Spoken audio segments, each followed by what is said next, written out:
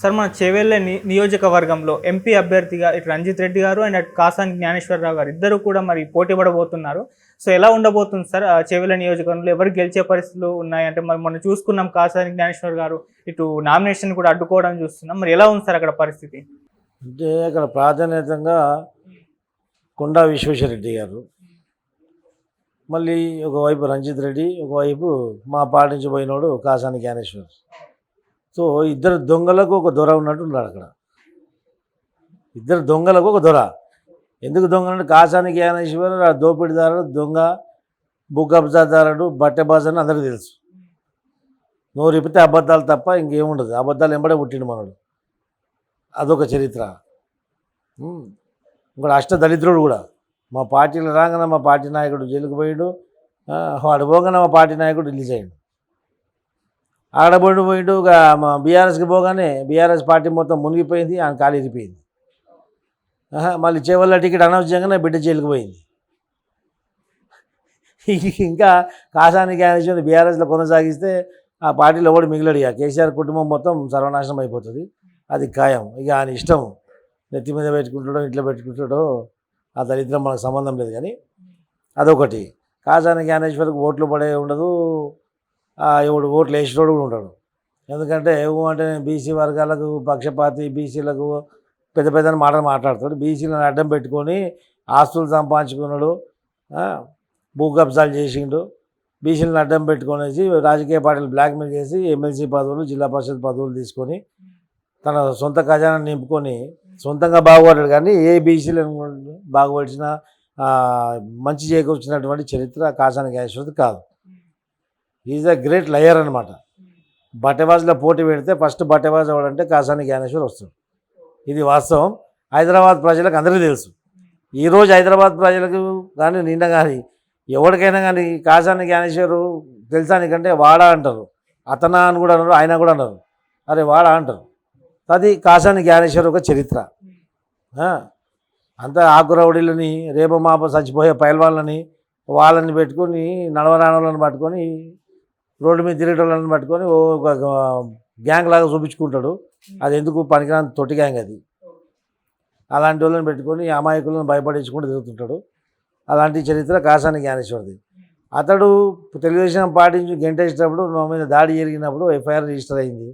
అది ఎఫ్ఐఆర్ అనేది అఫిడవిట్లో పొందుపరచలేదని చెప్పేసి నేను పోయి అబ్జెక్షన్ చేసినప్పటికీ పోయి మళ్ళీ అక్కడ నుంచి పోలీస్ స్టేషన్ లెటర్ తీసుకురావడం జరిగింది. మాకు ఛార్జ్షీట్లో పేరు తీసేసారని.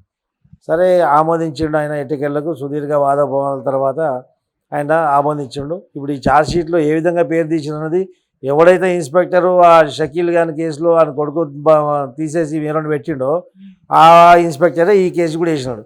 ఈ కేసు కూడా వాని మీదకే తగులుకుంటుంది ఖచ్చితంగా. వాడు ఎక్కడున్నా వాని మీద మళ్ళీ కేసు బుక్ చేయడం జరుగుతుంది.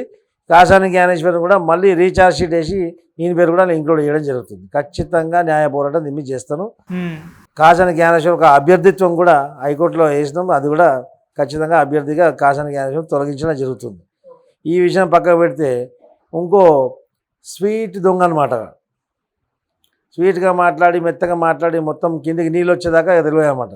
అలాంటి వాడు రంజిత్ రెడ్డి. రంజిత్ రెడ్డి కేంద్ర ప్రభుత్వం, రాష్ట్ర ప్రభుత్వం ద్వారా వ్యవసాయ శాఖ రైతులకు, ఈ యొక్క పౌల్ట్రీ రైతులకు మేలు జరిగించడానికి, వాళ్ళకు లాభం చేకూర్చడానికి మక్కలు అనేది సబ్సిడీ రేట్ పైన మక్కలను ఇవ్వడం జరుగుతుంది. అదంతా ఏం చేశాడు రంజిత్ రెడ్డి, ఈ సబ్సిడీ రేటు మీద మక్కలన్నీ కొనుక్కొని ఆ తర్వాత మార్కెట్ ధరకు బయట అమ్మాడు. అంటే రైతు నోట్ల మట్టి కొట్టినటువంటి దుర్మార్గుడు, దొంగ. ఇంకో విడ్డూరం చూడండి. ఈ స్కాములు మేము కాదు చెప్పింది, స్వయంగా రేవంత్ రెడ్డి, ఇప్పుడు ఉన్నటువంటి ప్రస్తుతం శాసనసభకి స్పీకర్గా ఉన్నటువంటి ప్రసాద్ కుమార్ గారు, వీళ్ళందరూ కలిసి మా కాంగ్రెస్ పార్టీ అధికార ప్రతినిధులు ప్రెస్ మీట్లు పెట్టి చెప్పారు, రంజిత్ రెడ్డి ఒక దొంగ, పౌల్ట్రీ దొంగ, గుడ్ల దొంగ, ఈ యొక్క మక్కల దొంగ, రైతుల నోట్లు మట్టి కొట్టిండు, ఈ యొక్క పౌల్ట్రీ రైతులకు అన్యాయం చేసిండు చెప్పేసి కాంగ్రెస్ పార్టీ నాయకులు చెప్పారు. ఇప్పుడు మళ్ళీ అదే రంజిత్ రెడ్డిని కాంగ్రెస్ పార్టీలో పిలిచి టికెట్ ఇచ్చి ఏ విధంగా పోటీ చేపిస్తున్నారు, ఏ విధంగా రేవంత్ రెడ్డికి ఏ విధంగా మనసాక్షి ఏ విధంగా పర్మిట్ చేస్తుంది. గతంలో నువ్వే దొంగ లంగా లపంగా అన్నోడిని తీసుకుపోయి నువ్వు పక్కకు నిల్చొని ఈయన రంజిత్ రెడ్డిని గెలిపించని చెప్పేసి ఏ విధంగా ప్రజలను అడుగుతున్నావు? అంటే ప్రజలు పిచ్చోళ్ళు అనుకుంటున్నావాను, ప్రజలు ఎరి పుష్పాలు అనుకుంటున్నావా?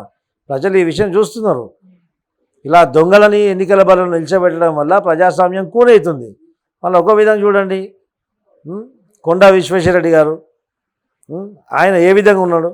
5 సంవత్సరాలు ఏ విధంగా ఉన్నా అని కరోనాలో కూడా ఆయన ఒక స్పెషల్ మాస్క్ తయారు చేయడము, ఫ్లడ్స్ వచ్చినప్పుడు సొంతంగా పడవలలో ఆయన మొత్తం వికారాబాద్ నుంచి అక్కడి వరకు ఓల్డ్ సిటీ వరకు పడవలలో వెళ్ళడము, ఆయన నియోజకవర్గం కాకున్నా కానీ ఒక మానవీయ కోణంలో ఆయన సర్వీస్ చేయడం జరుగుతుంది. నాయకుడు అంటే ఆ విధంగా ఉండాలా, నాయకుడు అంటే ఒక రోల్ మోడల్గా ఉండాలా. నవ్వుకుంటూ మాట్లాడుకుంటూ మెల్ల తీయగా మాట్లాడుకునేసి లోపల ప్రజల కిందకి నీళ్ళు తీసుకొచ్చి ప్రజాస్వామ్యాన్ని కూని చేసే కార్యక్రమం చేస్తే అలాంటి నాయకుడు కాదు. ఈరోజు అందుకే చెప్తున్నా కదా, ఒక దొరకు ఒక దొంగలకు ఇద్దరి మధ్యలో పోటీ. దొర అంటే ఇంకా వేరే దొర వస్తుంది, ఆ దొర కాదు. దొర అంటే దొరలో చాలా రకాలు ఉంటారు. ప్రజల కొరకు పాటుపడే దొర వేరే, ప్రజలు దోచుకున్న దొర వేరే. ఆ దోచుకున్న దొర కేసీఆర్, ప్రజల కొరకు పాటుపడే దొర కొండా విశ్వేశ్వరరెడ్డి గారు. కొండా విశ్వేశ్వరరెడ్డి గారి నాయకత్వంలో ఖచ్చితంగా ఈరోజు చేవెళ్ళ నియోజకవర్గం ఆయన గెలిపిస్తే ఖచ్చితంగా చేవెళ్ళ నియోజకవర్గంలో కేంద్ర ప్రభుత్వం నుంచి నిధులు రావడం, పెట్టుబడులు రావడం, చేవెళ్ళ నియోజకవర్గం అంతా కూడా సస్యశ్యామలం అవుతుంది. గతంలో చాలా అభివృద్ధి చేశారు వాళ్ళు. గత 5 సంవత్సరాల కాలం నుంచి రంజిత్ రెడ్డికి అక్కడ నియోజకవర్గం పైన ఏమాత్రం అవగాహన లేదు. ఆయన స్థానికుడు కూడా కాదు, ఆయన వరంగల్ నుంచి ఇక్కడ మైగ్రేట్ అయ్యాడు. ఒక ప్యాకేజ్ తోటి కేసీఆర్కి ఒక ప్యాకేజ్ ఇవ్వడంలో ఆ ప్యాకేజ్ పరంగా ఇక్కడికి వచ్చాడు. ఎంత డబ్బు ఇన్వెస్ట్మెంట్ చేశాడు అంత డబ్బు ఈ స్కాములు చేసి తీసుకొని పక్కకు పోయాడు. ఆ తీసుకున్న డబ్బు దాచుకోవడానికి మళ్ళీ కాంగ్రెస్ పార్టీలో పోయి వాళ్ళకి మళ్ళీ ప్యాకేజ్ ఇచ్చి టికెట్ తెచ్చుకొని మళ్ళీ కొట్లాడుతున్నారు. అంటే కాంగ్రెస్ పార్టీలో ఇక్కడ దొంగలు కొట్లాడుతున్నారు అనేది తెలిపోయింది. దొంగలకు స్థావరం అయిపోయింది కాంగ్రెస్ పార్టీ. అందుకే రంజిత్ రెడ్డి అందులో పోయిండు. బీజేపీకి కాంగ్రెస్ పార్టీ అభ్యర్థులకు ఈరోజు మీరు కంపేర్ చేసుకొని చూసుకోండి. ఈరోజు క్లియర్గా బీజేపీ నాయకులు ఏ విధంగా కమిట్మెంట్ తోడు ఉన్నారో, బీజేపీ అభ్యర్థులు ఏ విధంగా కమిట్మెంట్ తోటి కృషి చేస్తున్నారో, నరేంద్ర మోదీ గారి యొక్క సిద్ధాంతాలను బీజేపీ ఈ యొక్క ప్యాట్రియటిజం ఏ విధంగా ఇది చేస్తున్నారు, వాళ్ళు ఒక ప్యాట్రియటిక్గా వాళ్ళు దేశానికి సేవ చేశారని వస్తున్నారు. వీళ్ళలాగా కాదు, దొంగల్లాగా దోచుకోవడానికి కాదు బీజేపీ నాయకులు రావడం. బీజేపీ నాయకులు ఖచ్చితంగా దేశం యొక్క అభివృద్ధికి పాటుపడి పోటీ చేస్తుండ్రు. ఖచ్చితంగా బీజేపీ నాయకులను గెలిపిస్తారు. ఈరోజు కాంగ్రెస్ పార్టీ 4 నెలల్లో వాళ్ళ కథ ఏందనేది ఒడిచిపోయింది, మొత్తం తెలిసిపోయింది అందరికీ. మొత్తం దొంగలను తెచ్చి టికెట్లు ఇవ్వడం అందరికీ తెలిసిపోయింది. ఇప్పుడు దొంగలకు స్థావరమైంది, ఆ తర్వాత మళ్ళీ ఉగ్రవాదులకు స్థావరం అవుతుంది. ఇప్పుడు నరేంద్ర మోదీ గారు ఎంతో కష్టపడి సుదీర్ఘకాలంగా దీని మీద ఒక విశ్లేషణ చేసి సిఏ ఎన్ఆర్సీని తీసుకొచ్చారు. అలాంటి సిఏని మేము వ్యతిరేకిస్తామని చెప్పేసి మాట్లాడడం దేశానికి ద్రోహం తలపెట్టడం తప్ప ఇంకేం కాదు. ఇలాంటి దేశద్రోహులు కాంగ్రెస్ పార్టీ దేశద్రోహులను పుట్టించే పార్టీ, దేశద్రోహులను పుట్టిస్తుంది. కాబట్టి దేశానికి హితం కోరేవాడు ఎవడు కాంగ్రెస్ పార్టీకి ఓటేయాడు. ఓకే, కానీ ఇటు కాసాని గారు చూసుకుంటే సార్, మన ఒక ఇంటర్వ్యూలో చేవెళ్ళని గెలిచి చాలా కాన్ఫిడెంట్గా కేసీఆర్ గారు గిఫ్ట్ ఇస్తాను అన్నాడు. ఆయన ముఖం ఆయన ఇంట్లో ఓట్లే వాడేయానికి ప్రజలు ఎందుకు ఇస్తారు? అసలు అసంటోన్ గురించి మాట్లాడడం కూడా wasting of time. Okay sir, ఓవరాల్గా మొత్తం ఎంపీ సీట్లు చూసుకుంటే కాంగ్రెస్ పార్టీ ఎన్ని గెలిచే ఛాన్స్ ఉంది? బీజేపీ అండ్ బీఆర్ఎస్ ఆ పొజిషన్స్ ఏమన్నా మీ అంచనా ప్రకారం? పార్టీ గెలిస్తే 1-2 గెలవచ్చు అండి.